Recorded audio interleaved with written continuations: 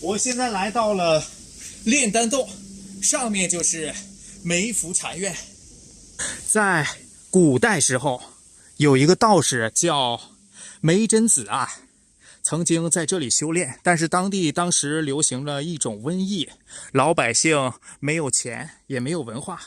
梅福禅院的梅福在漫山遍野里采摘中草药，于是在这个洞里面磨成了粉末，再加上山泉水给老百姓服用，老百姓的病啊立刻就好了很多。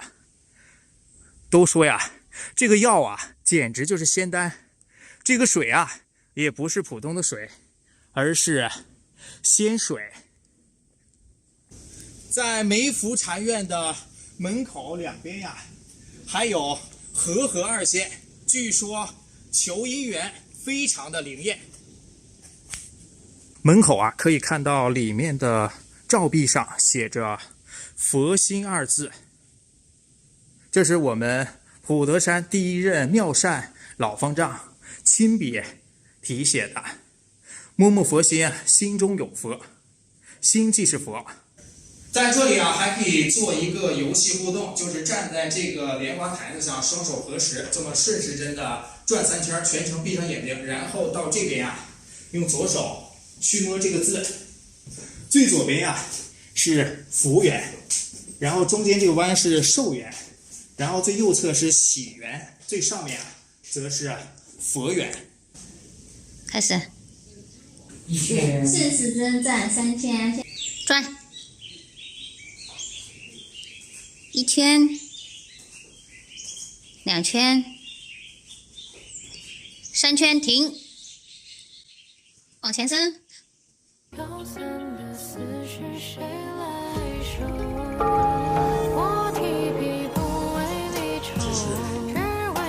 寿字。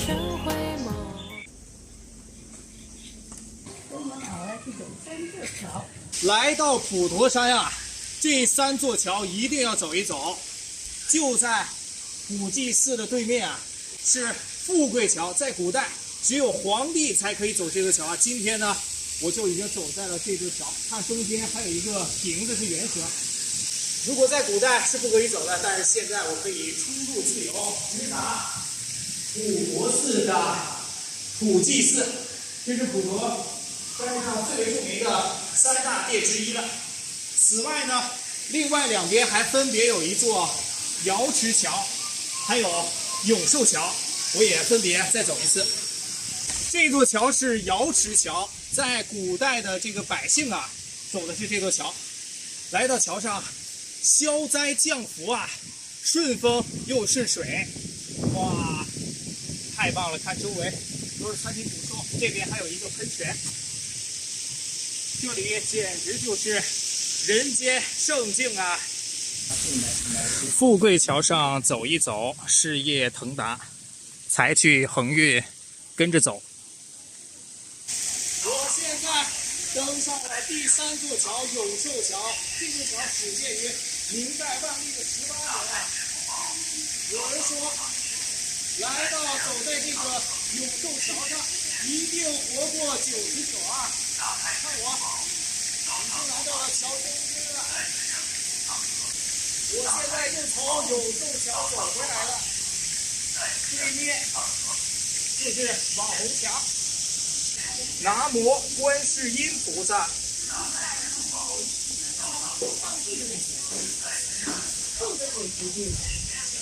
桥对面还有一片荷花塘，那是一座古塔。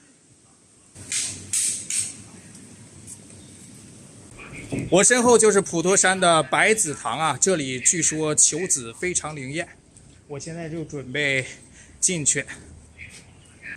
从大殿里过来，送子观音娘娘是从这里过去的。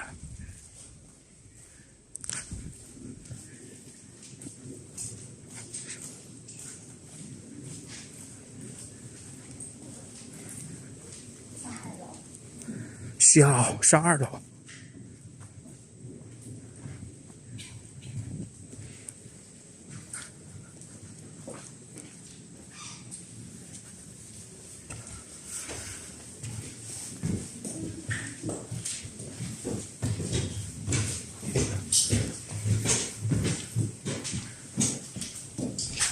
刚才去看了送子娘娘，我现在下楼了。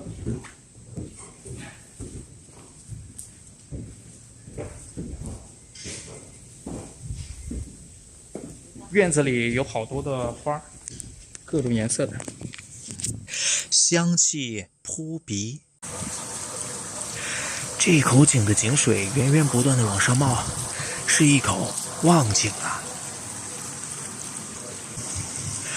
用叶子沾一点井水，在身上点缀3下。哇，这个地方真的是人间仙境啊！今天的你特别的美。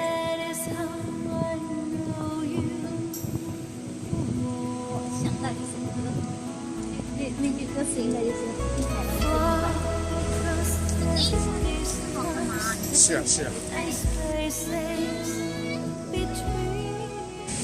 我现在已经来到了普陀山，这是海滩浴场，这海边啊，近距离的看一下大海。